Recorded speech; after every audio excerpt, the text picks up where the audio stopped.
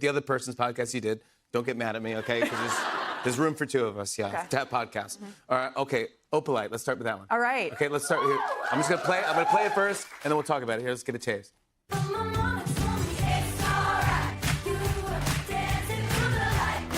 know the words already? Yeah, you can sing along, go ahead.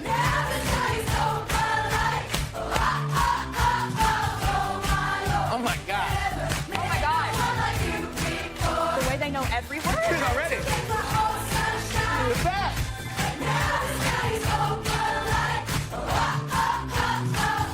Oh my God. Come on, wow. You got like 6 minutes to learn all the words and you've done it. That's unbelievable. That's kind of amazing. Oh, that felt... Everyone in the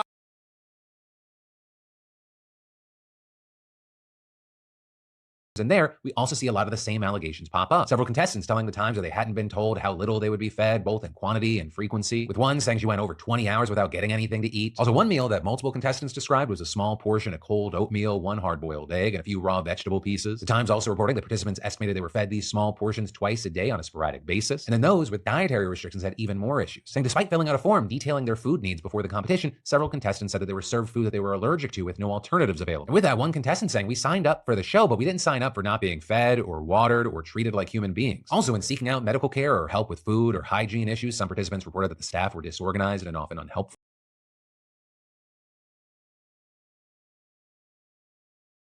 What do we think about families working together? Who wants to get into it?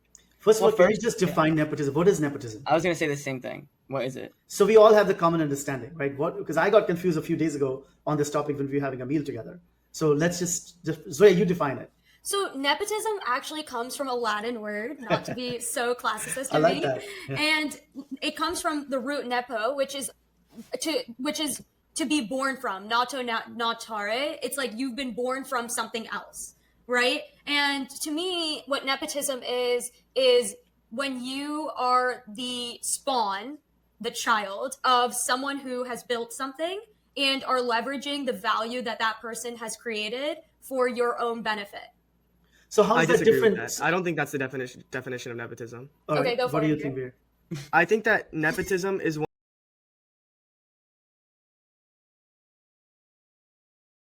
And he's gone on to great success, 4 back-to-back titles with Sebastian Vettel between 2010 and 2013, and the same with Max Verstappen between 2021 and 2024. In all, 6 constructors, 8 drivers, 124 wins, 107 pole positions, and 287 podiums.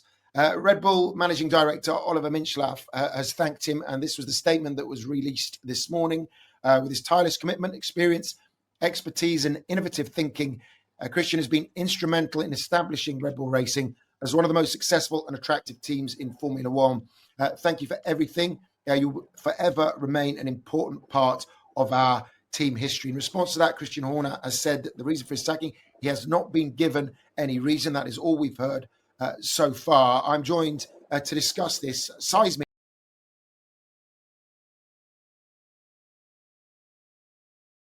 I have to be offensive. The spiritual advice and all that stuff on the other side, I don't understand exactly what you're saying. We can talk about that, but I don't know what's said in there. Are you in a place where you should be giving that kind of advice to people if you can't even stop yourself from something as basic as spending?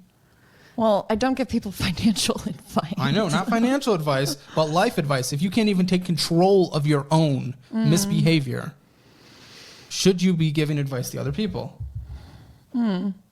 Well, I think maybe not financial, but... Life advice. You're not taking control of your life. And finances, whether we like it or not, is a huge part of our life, but this is a part of your life, and you cannot control your spending. You just admitted so. So should you, in fact, be giving advice to other people if you can?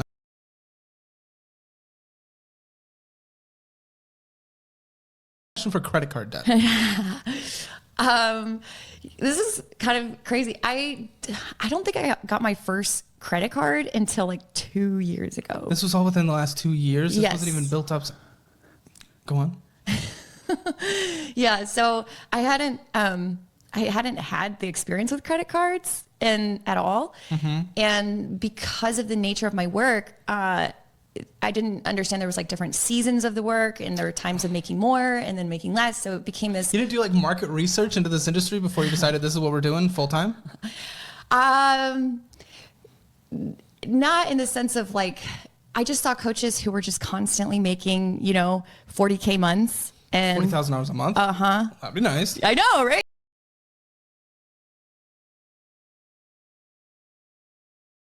Tale to tell.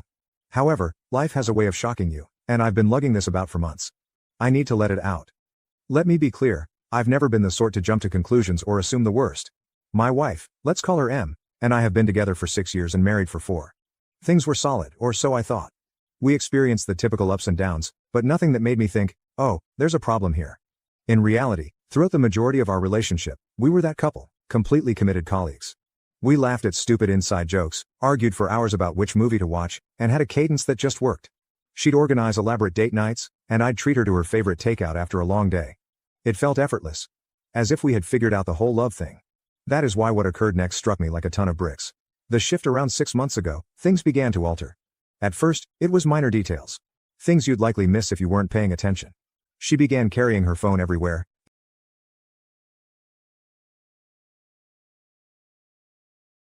Excited to get a chance to check out early. Want to know about Killers of the Flower Moon, the new Indiana Jones? Stay tuned. But like last year, I figured I would go through each of the festival's individual categories and then list the movies within each of those sections from the ones I like the least to best. So if there's a movie you're looking for in particular, I'll have the categories listed down below as timestamps and then whatever movie in that category listed below it. But I'm actually gonna start off with Sam Levinson's The Idol, which is a TV show. Not common for Con to premiere those, but I figured since it should have just started airing, I would give it a go first. So we replayed the first 2 episodes of this show, and it sure is something. I don't know if I'm ever gonna be able to look at The Weeknd again because he's just so gross and sleazy in this. It's kind of absurd. I'll be haunted by his wig and rat tail for the rest of my life. Starring Lily Rose Depp and Abel Tesfaye, aka The Weeknd, The Idol follows Jocelyn, a young pop star desperately trying to relaunch her career a new image following a nervous breakdown that resulted in the cancellation.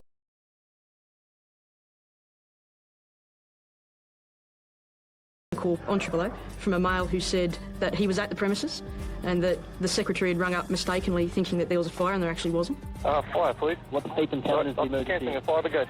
Police would later discover the mystery caller is Stephen Spellavero. The fire brigade told him, no, sorry, mate, we've got to come and have a look anyway. We've had a report of a fire. But Stephen Spellavero is not finished yet. He tries again to divert the fire brigade, this time with a fake blaze. Fire brigade, can I help you? Yes, I'd like to report a brush fire at Windsor Road. It's like a car or something. Okay. But it's too late. The fire brigade turned up and still fearing that there was a fire inside, they used some bolt cutters and cut through the padlock on the gate and then broke into the factory. No fire, but something Stephen Spellavero did.